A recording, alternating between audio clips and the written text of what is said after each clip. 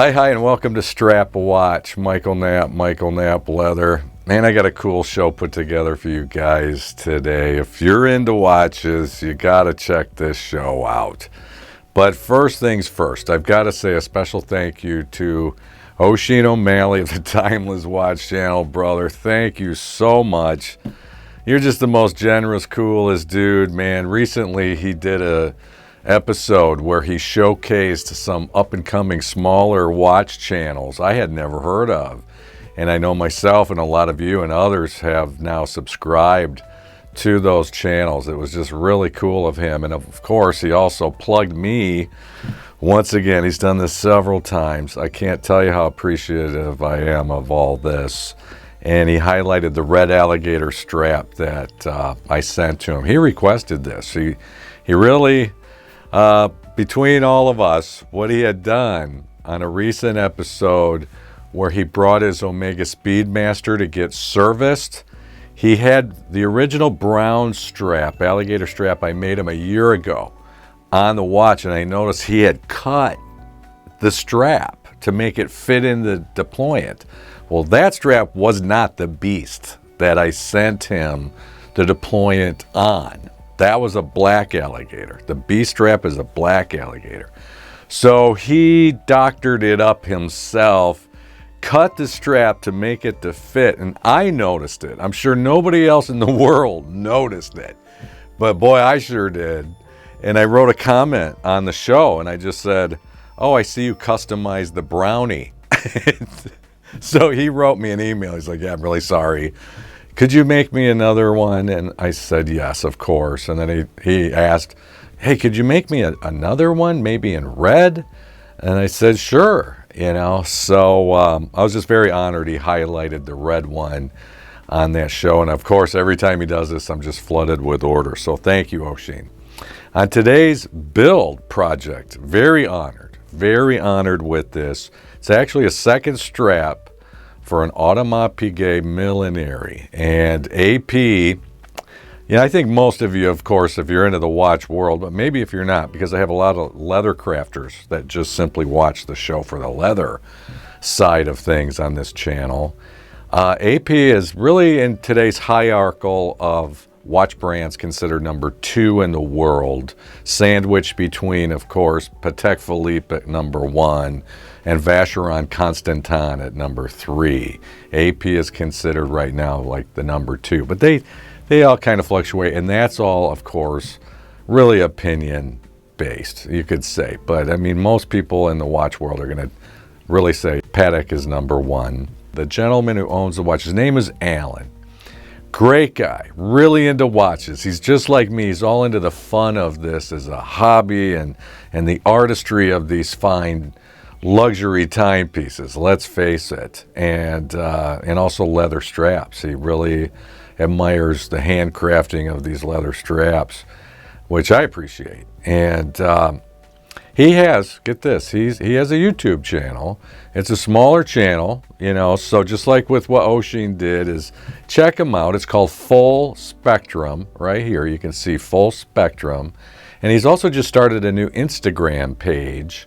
It's called Full Spectrum YouTube. So check out Alan's YouTube channel and his Instagram page for pictures. You can see the black strap, all the other watches he owns on there. He's just starting it out and building it up. He's bought a new nice camera he told me about. We've talked on the phone a few times now, and just a great guy. So check those out. But what he had ordered rather recently was a new brown strap, and that's what you're going to get to see me hand make and tell you some secrets about it and what had happened with the original black one. So stick around. After the intro, we'll get right into it.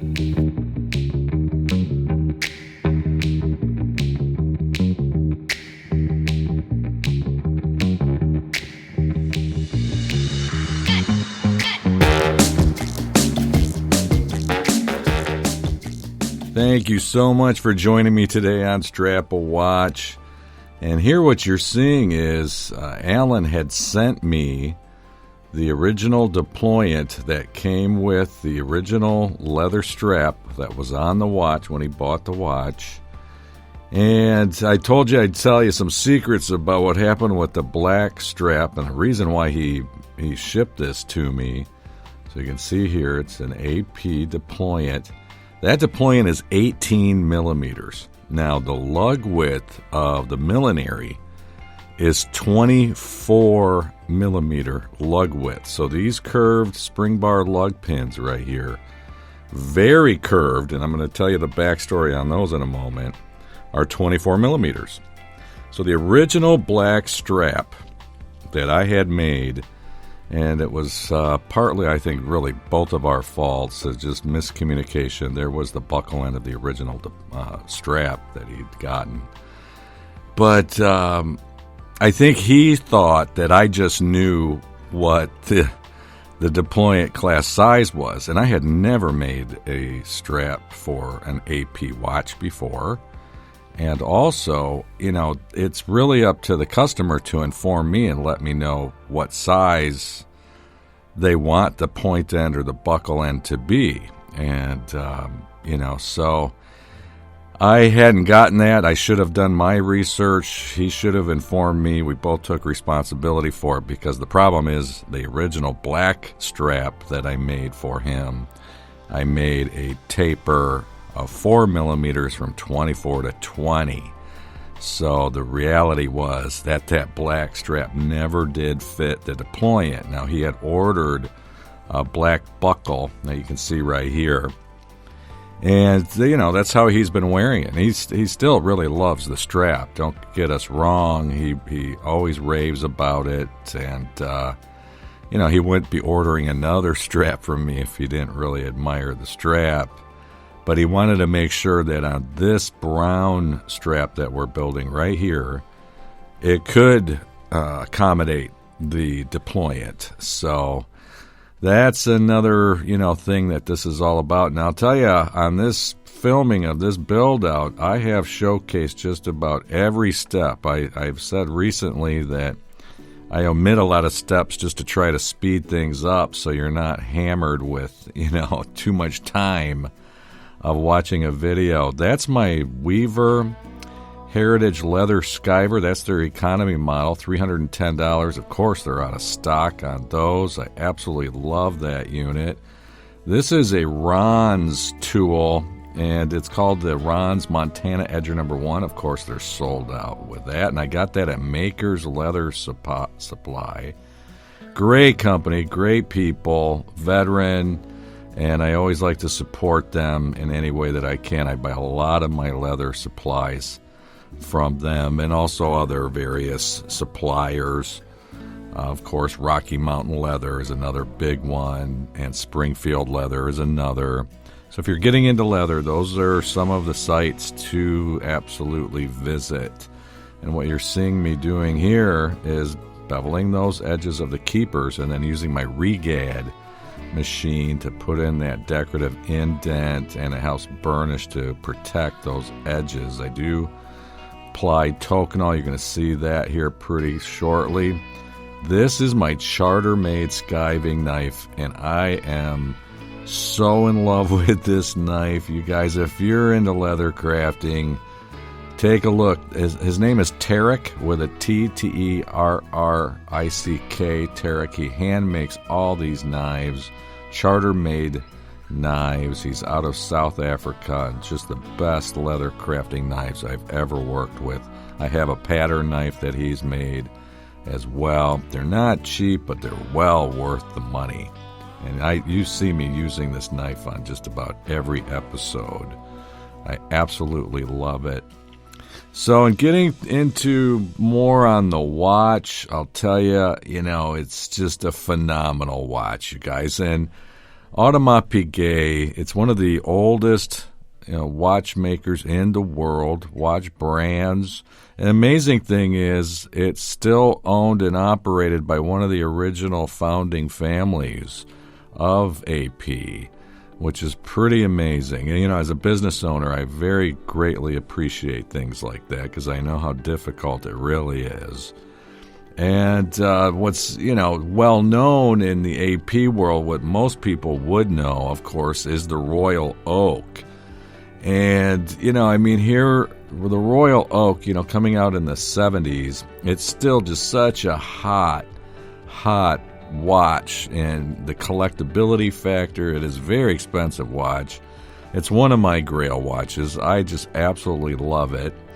Just the design factor alone. I mean, it really set apart AP with style and design. It really did. And it's kind of like you think of with Apple, and just, all of the design features of a lot of the Apple products are just cutting edge and unique, and just a game changer. And that's kind of what happened here with the Royal Oak. A lot of other manufacturers tried to copy it in some fashion or another, and some have actually succeeded. And I think everybody that's in the watch world would know what I'm kind of talking about. But, I don't want to get anybody upset, so we're not going to mention any names or anything like that. But it's an amazing watch. It comes in all kinds of colors. And, what's so neat about this is here we're dealing with this millinery, this highly skeletonized open work of a watch, compared to probably their most popular watch, the Royal Oak. And it's like, if you look at them side by side, you'd think they're from two absolute different manufacturers. And yet, no, they are both AP watches. It's just, total night and day. But AP has been very well known for their open work, kind of skeletonized types of watches since the 1920s, and some of their pocket watches. Here's my favorite product, Tokenol. Everybody who's been watching my channel knows that. I absolutely love Tokenol. Right here, you're seeing me probably doing something you haven't seen on the show before, but I applied a little bit of distilled water on the flesh side, the reverse side of what you're seeing there. That's the skin side of the leather. And then I'm forming that and rounding it off to accept those real curved 24 millimeter lug pins. And here you can see where I'm cutting it down to the final size. I didn't showcase. I apologize for that. I filmed it, and I just didn't push record when I was stamping the diamond pattern in. And it just sometimes that happens. I can't tell you. I have shot entire intros before, and I go inside, and it's like, where's the footage? And I never push record, and I have to go do it all over again. So, stuff like that happens, So here's that tool again, this Ron's edger and beveler. It's just such a great tool, and that's like the smallest one they make, and it's perfect for watch strap making. It really is. Here you're getting ready to see me gluing in everything. There's gluing in those 24 millimeter lug pins. In the backstory, like I was saying, and if you watch the original episode, I'll leave a link for that right here, of the black strap, the brother. They're pretty similar. It's just, again, this is tapered down to 18 millimeters, 24 to 18, which is tough.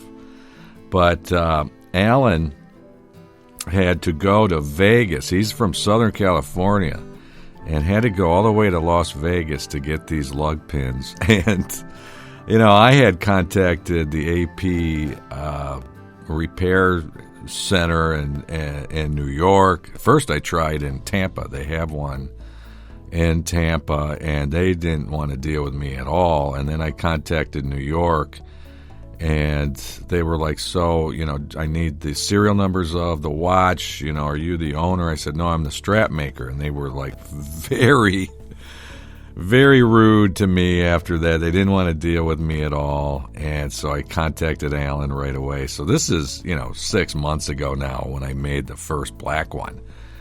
And he had a hard time. He had to really kind of prove that he was the owner of this watch for them to give him these.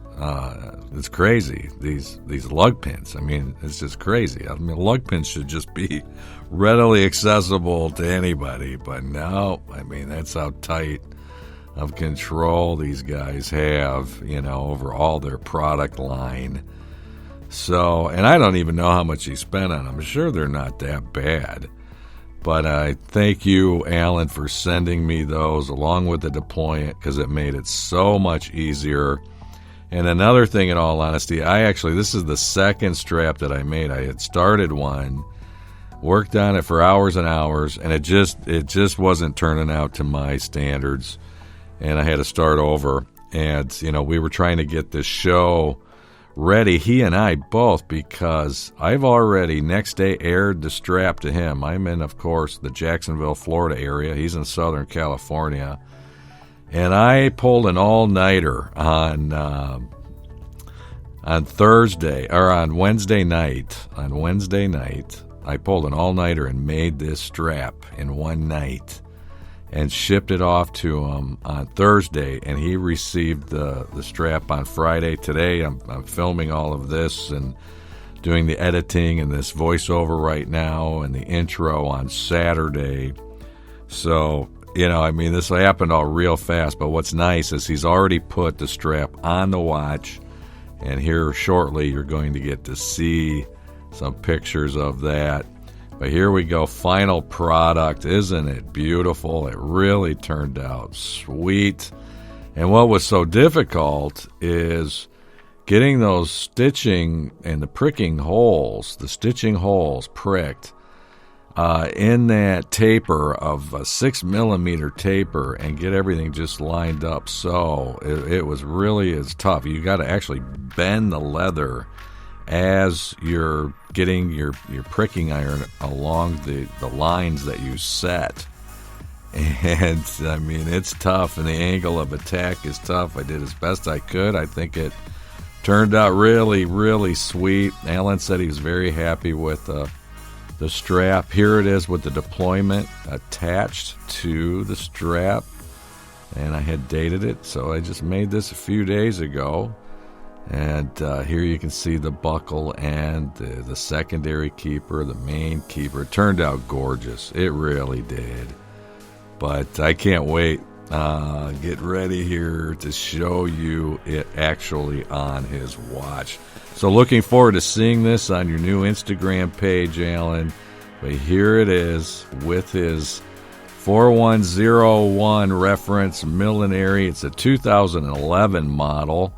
Gorgeous watch, really cool, really unique oval head. Check that out. It's a 47mm watch, but it actually wears like a 42 because of the oval. There's my logo, you can see it. So listen, I hope you like this episode. Please subscribe if you haven't. God bless you all, and until next time, keep on ticking.